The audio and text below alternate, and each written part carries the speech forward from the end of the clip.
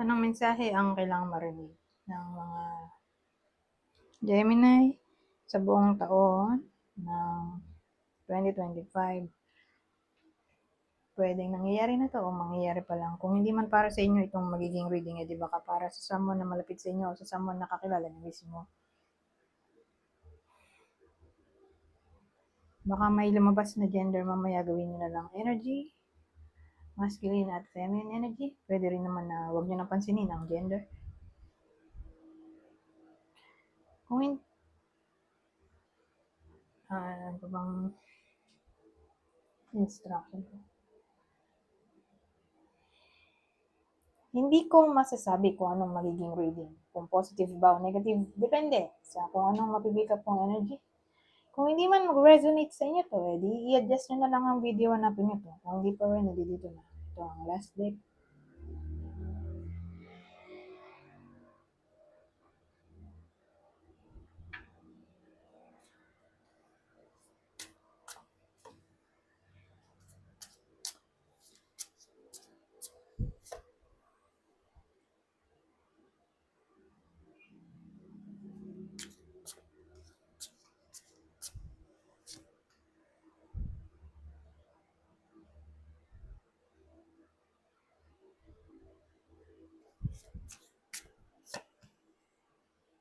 Oh, Three of Candles. Ang ganda nito. Bakit yan?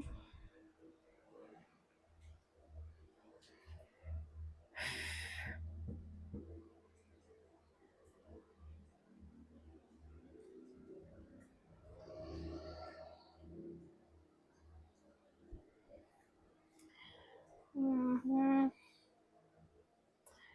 Sa madaling salita,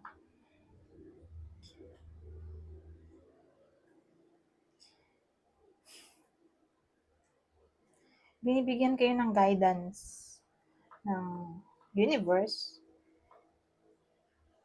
na huwag ma-involve sa anything na parang group. Sabihin natin teamwork, collaboration, lalo na sa topic ng business. Kasi mukhang magfe-fail eh. So sabihin natin may iba sa inyo na mag-aalok, may iba sa inyo na aalokin ng anything na pwedeng pagkakitaan sa taon na to. Huwag nyo patusin. Kasi masasaring lang pera nyo dito dahil 3 of Swords to. Ay, teka, candle pala to. Sorry. Ano nga ba yung candle? Wands pala to. Naisip ko 3 of Swords. So, may iba pa yan. Yung mga sinabi ko, kalimutan nyo na. Kalimutan ko. Ito pala ay Wands. Pero idagdag na rin natin yun. Wala namang masama kung idagdag din natin yun. So, kung candle, Wands pala to.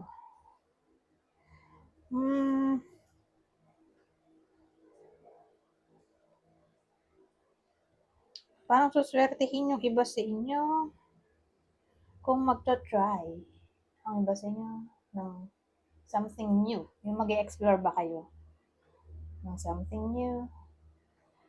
Sabihin natin maghanap ng ibang trabaho. Pero tingin ko sa trabaho lang to. O anything na bagong pagkakakitaan. Tingin ko suswertehin kayo dahil nandito ang Wheel of Fortune.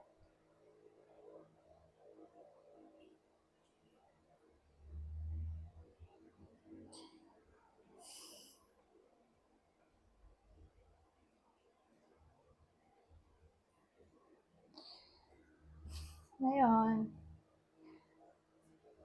may 3 of Pentacles tayo. Sabihin natin mag-iiba yung iba sa inyo ng trabaho, ibang company. Tingin ko mas maganda yung work environment dito sa bago kaysa sa luma. tingin ko rin, mas ma-appreciate yung iba sa inyo sa kanilang talent, skill, knowledge, kung, yun nga, mag-iba ng work. Lalo na kung toxic yung workplace o inugat na kayo dun pero wala pa rin increase ng salary, case to case basis. Pero para sa iba sa inyo na, yun nga, mag-iiba ng work kung sakali man. Sa 2025, mukhang papanig sa iba sa inyo ang kapalaran in a way na kakaroon kayo dun ng sense of focus kaysa dun sa luma.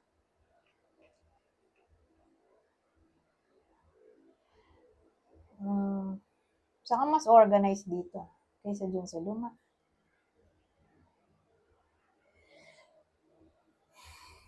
So, ganun.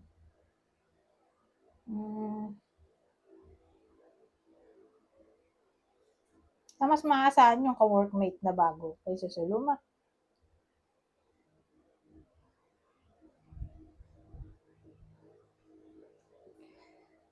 Kasi ito ay expansion eh. So, growth.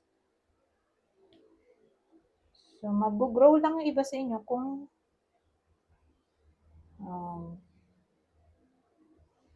mag-iba ng work.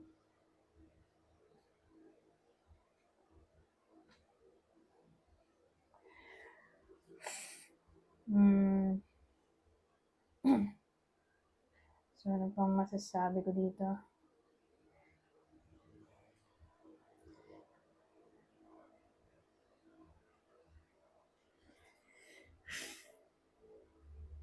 Yun, encourage ang change. Kasi good change kasi itong Wheel of Fortune eh.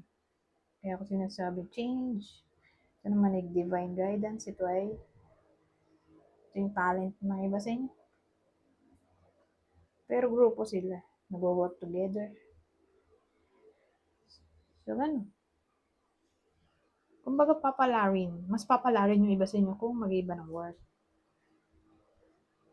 Hindi ko naman ina-encourage mag-iba.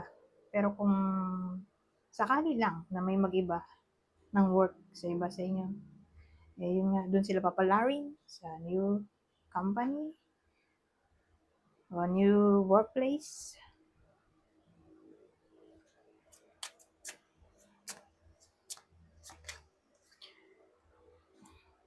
May soldier tayo. Ang ba't eh? Wrist.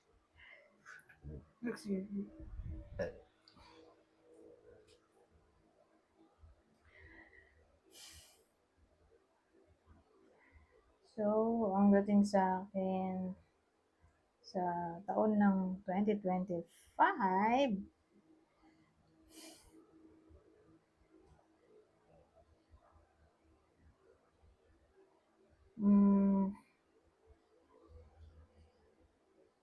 parang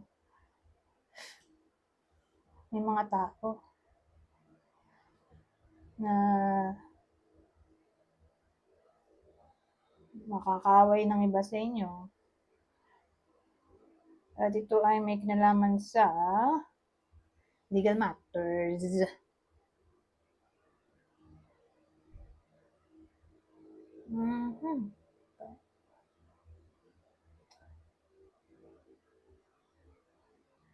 So, ewan ko kung anong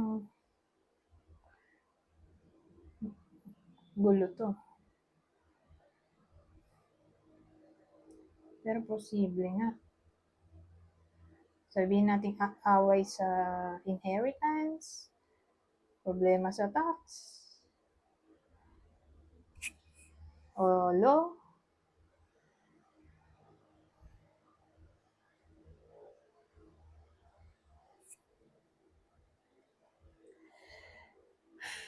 Ano lang naisip ko dito? Ibang case,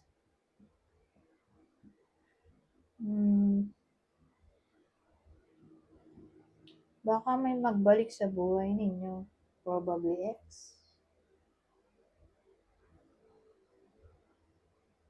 Whether kayo to o ex nyo.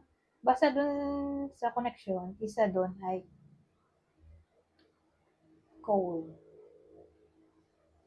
So, sa madaling salita, hindi na-encourage makipagbalikan sa ex. Kasi, doon din nang tutungo yung connection. Sa coldness.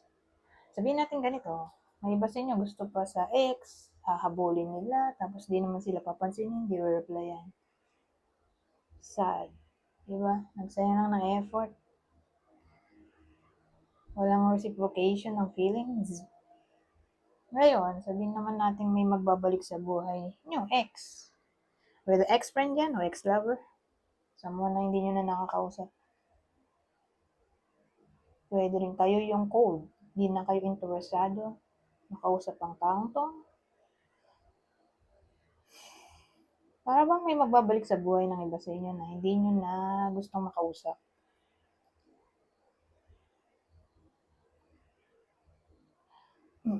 Hmm.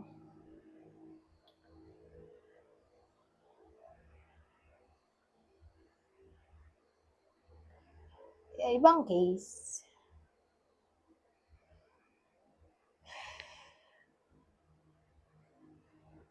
problema sa pera.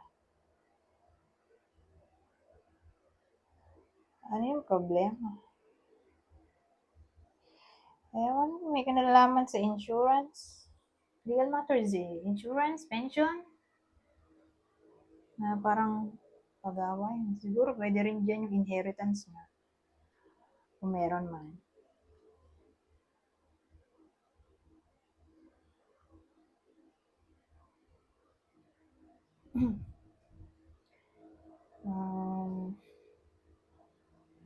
Siguro scam din to. So beware.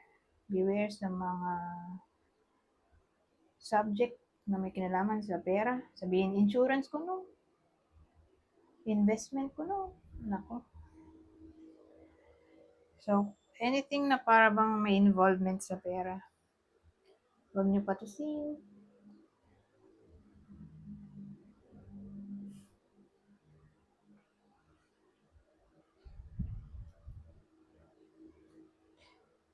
Utang. Pwede rin problema to sa utang. So, huwag na lang kayo magpa-utang. Baka hindi kayo bayaran. O kayo yung hindi makakabayad sa utang. So, iwasan siguro mangutang in general. Huwag magpa-utang at huwag mangutang. Para walang gulo. Walang maging problema. Wait. Don't rush into action right now. Bide your time for better results. So, may mga bagay-bagay na hindi daw kailangan madaliin. Hindi naman necessarily hindi siya mangyayari. Pero kailangan nyo lang maghintay. Okay? So, anything na gusto nyo mangyari. Oo, your intuition is correct. Take action accordingly. Sa madaling salita, kung kutuban man kayo sa 2025, malaki ang chance na totoo ito. Take action accordingly daw.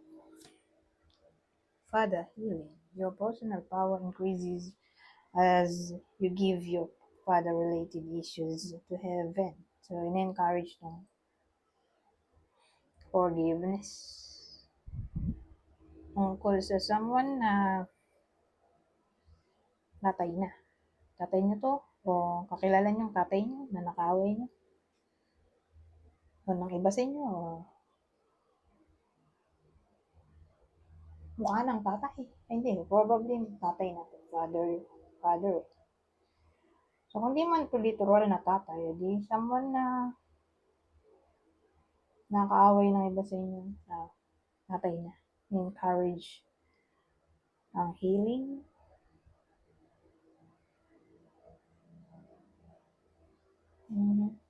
Sa taon na to. Anyways, hanggang dito na lang. Goodbye. So,